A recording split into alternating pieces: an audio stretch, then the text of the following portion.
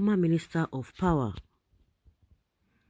Professor Chinedu NEBO, has attributed the agitation for the creation of Biafran nation out of Nigeria to the unfair treatment of the Indigbo in the country. However, he said why the agitation spearheaded by the Nnamdi Kanu-led indigenous people of Biafra was justified, the method by which the group was going about the agitation was condemnable.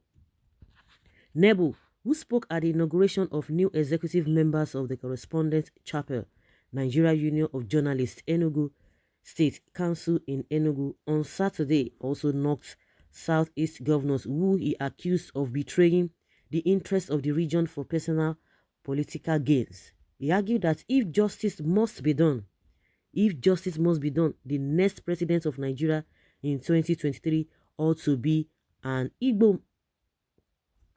He, however, said Southeast governors might not allow such because some of them were positioning to be vice presidential candidates. The former Vice Chancellor, University of Nigeria, Nsukka, who was the guest speaker at the event, said it was clear that the ruling All Progressives Congress would zone the presidency to the south. The People's Democratic Party is still struggling on zoning of presidency, but with many of our governors in the southeast who are here to serve themselves and not the people, and they are looking for the positions of vice presidential candidates, the PDP may actually end up zoning to the north so that one of them will become a vice presidential candidate. In other words, they are ready to sell our nation, the Igbo nation, for their personal aggrandizements, and that is unfortunate. So you know that Igbo is a nation. But the method at which IPOB, Nnamdi Kanu, the method or the manner at which they are going about it, it is what you don't like. But you know, you accept that there is, in their agitation, is justifiable. But other people are not seeing it that way. Well, one thing about all this is the issue of justice, equity, and fair play. Getting to power is of the desire of every political party, either by hook or by crook. I think the issue is social justice at this time, and that is how to get the party to bring about the future of this country, Nigeria, not about the transient nature of power today. Why he said the injustice against Indigbo needed to be redressed immediately to end the secession agitation and prevent the country from dismemberment.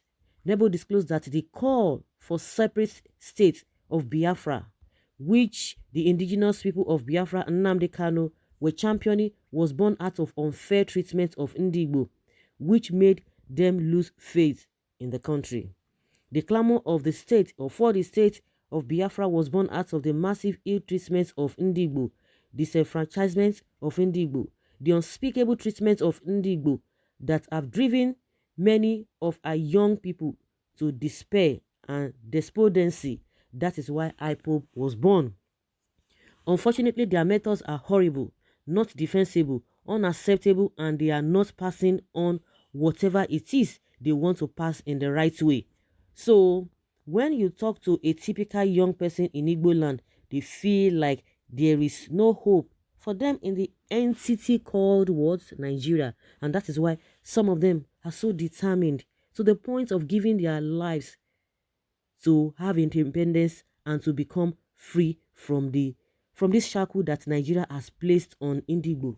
Okay, now, if their methods are not good, if their methods are so horrible, according to what you said, and if I may look at who is talking, a former Minister of Power, Professor Chinedu NEBO, meaning that at some point in time, this man has been at the level at which you should be able to speak for your people. You know quite all right that their reasons are being justified. Yes, that's what you are telling us.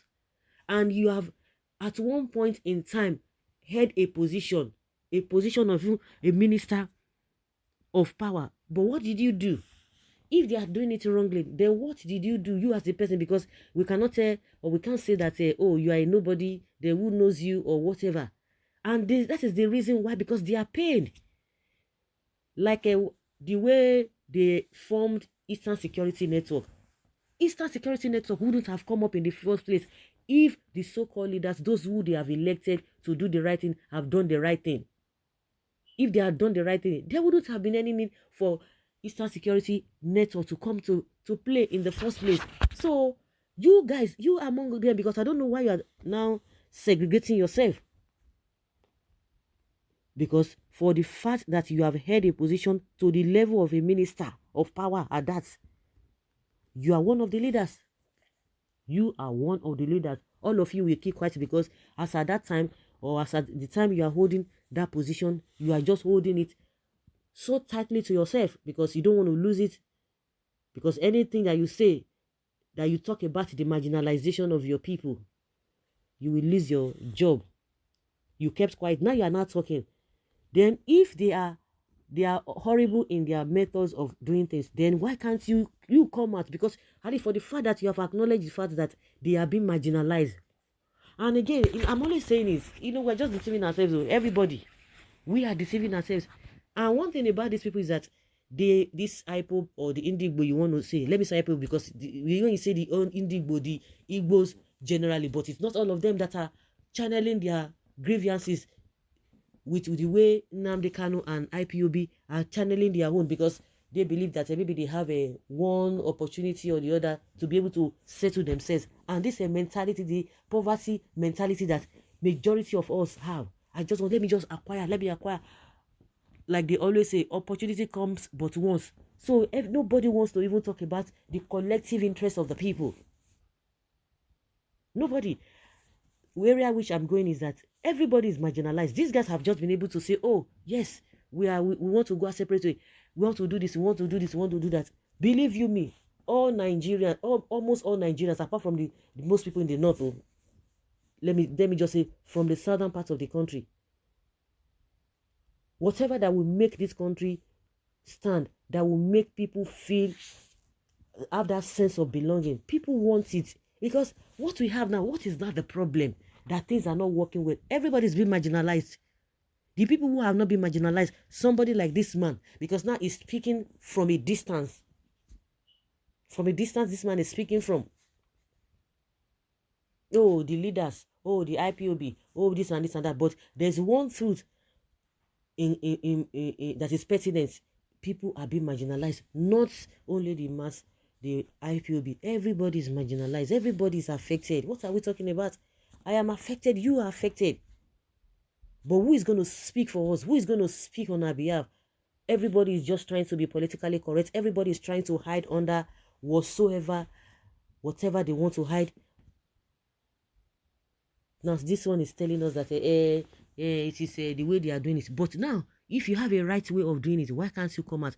But you know that your people are being marginalized. You are marginalized. But what are you doing about it? You are not doing anything. You would have done it in the right way. The other time, the Arewa came out and began to tell us that, oh, yes, Nnamdi Kanu is not doing it well. He's leading people blindly, this and this and this and this and this and that. But Uwazurike, the Masop, they did it in the right way. They did it in the right way. Then why is it that they did not get it? Oh, my goodness. Why is it that they did not get it? Oh, they just want you to be saying, hey, we are marginalized. Oh, please, government, please help us. Let us do this. We are begging you. No, you continue to beg till the end of the world. That's just what they want you to do. They don't want you to call them out. No, you have done wrong thing. These are the things, these are the things. By the time you confront them, they see it as an insult. They see it as an insult. If somebody has come out to say that, oh, the manner at which the Masop that IPO broke out from did it well, they didn't do this, then why is it that they didn't get what they wanted? Since they did it in a respectful manner that you are thinking of or you are talking about. Nothing and absolutely nothing like Igbo presidency. Thunder fire them. Biafra is our final bus stop. No Biafra, no peace for the wicked. Professor, you can hear him. The guys are uncontrollable and can't take any advice. And you can imagine a country ruled by such characters. They cannot take advice, but the people who have been appointed, they can do and undo. You can imagine a president coming out, even the people who are causing problem in this country, he doesn't say anything about it. Nepotistic. How do you justify that? Somebody is misbehaving at that level. Somebody will come out and tell you that, oh, the people who voted for me, this is what they are going to get. This is what they are going to get. What does that tell you? You want people not to not be clapping. What does that tell you? What does that tell one? So guys, I wouldn't want to say much. What do you think concerning what it is a former minister of power, NEBO, Professor NEBO, that is what is being called? Leave your comment down there below and let's have your take.